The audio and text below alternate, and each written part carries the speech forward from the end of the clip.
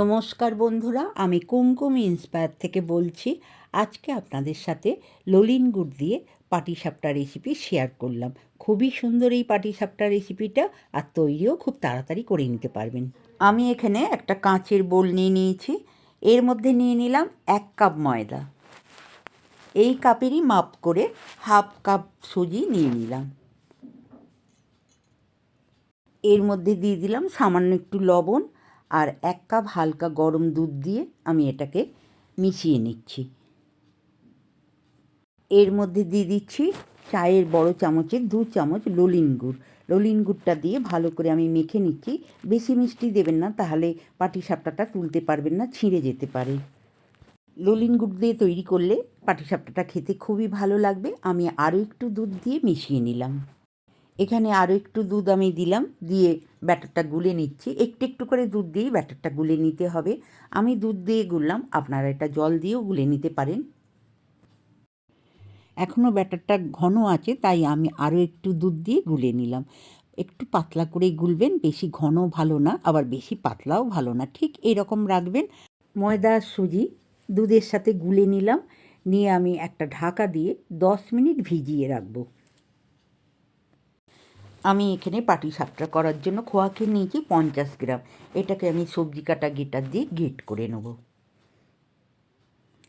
আজকের পাটিসাপটাটা আমি কেনা খোয়া ক্ষীর দিয়ে করছি। আপনারা দুধ ফুটিয়ে ক্ষীর তৈরি করতে পারেন, বা নারকেলের ছাই মেরেও তৈরি করতে পারেন। খোয়া ক্ষীরটা আমি সবজি কাটা গেটার দিয়ে গ্রেট করে নিচ্ছি। গ্রেট করা আমার হয়ে গেছে, এরকম সরু হয়েছে, খুব সুন্দর।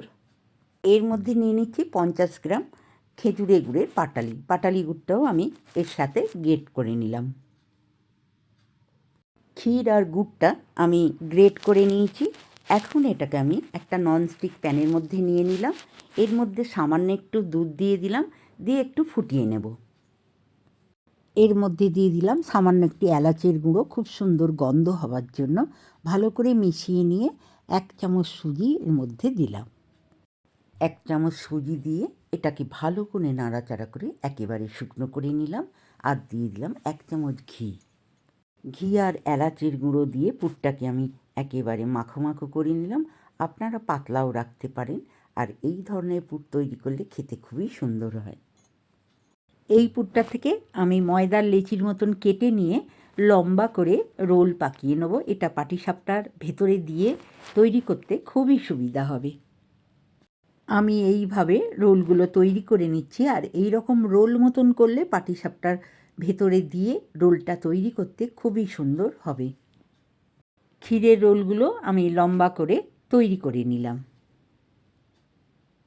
সুজি আর ময়দাটা গুলে আমি 10 মিনিট ভিজিয়ে রেখেছিলাম। এখন ব্যাটারটা খুব সুন্দর তৈরি হয়ে গেছে। আমি একটা ননস্টিকের চাটু বসিয়ে নিয়েছি। আপনারা এখানে লোহার চাটুও নিতে পারেন। সামান্য ঘি দিয়ে ভালো করে ব্রাশ করে নিয়েছি। 1 হাতা আমি ব্যাটার গোলা দিয়ে হাতাটা দিয়ে আমি গোল করে নিলাম।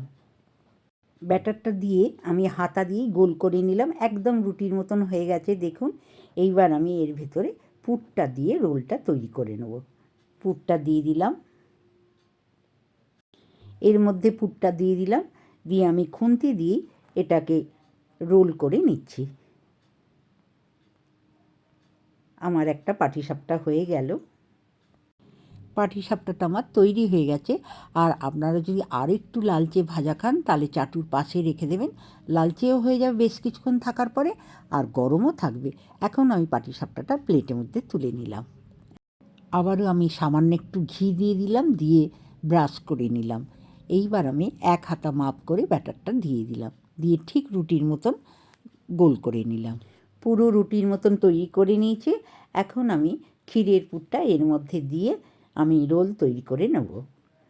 দেখুন আমি পুরটা দিয়ে দিলাম, দিয়ে খুন্তি দিয়ে আমি রোলটা তৈরি করে নেব। আরও একটা পাটিসাপটা হয়ে গেছে, এটাকেও আমি এপিট ওপিট ঘুরিয়ে ভেজে নেব। আর পাটিসাপটা করতে বেশি তেল বা ঘিয়ের দরকার লাগে না, খুব সামান্য তেল ঘিয়েতেই পাটিসাপটা তৈরি হয়। এই পাটিসাপটাটাও হয়ে গেছে।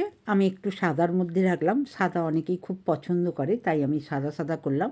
আপনারা যদি লালচে খান তাহলে লালচে করে নেবেন। ঠিক আগের মতন আমি অল্প একটু ঘি দিয়ে ব্রাশ করে নিলাম। এখানে আপনারা ঘিয়ের পরিবর্তে সাদা তেল দিয়েও তৈরি করে নিতে পারেন। আমি 1 হাতা মাপ করে ব্যাটারটা দিয়ে দিলাম, দিয়ে গোল করে নিচ্ছি। ঠিক আগের মতন এটাও আমি রুটির মতন গোল করে নিলাম, নিয়ে পুরটা দিয়ে আমি রোলটা তৈরি করে নেব। রোলটা আমার তৈরি হয়ে গেল। আরও একটা পাটিসাপটা আমি তৈরি করে আপনাদের দেখিয়ে দিলাম। আর এইভাবে আপনারা তৈরি করুন ললিন গুড় দিয়ে আর ক্ষীরের পুর দিয়ে পাটিসাপটা তৈরি করে একবার খেয়ে দেখুন। এইভাবে আমি সব পাটিসাপটাগুলো তৈরি করে নেব। অনেকেই বলে পাটিসাপটা তৈরি করতে গেলে ভেঙে যায়, কিন্তু ঠিকঠাক ব্যাটারটা যদি মাপ করে গুলে নেন তাহলে কোনো পাটিসাপটাই ভাঙবে না, সুন্দর সুন্দর পাটিসাপটা তৈরি হবে।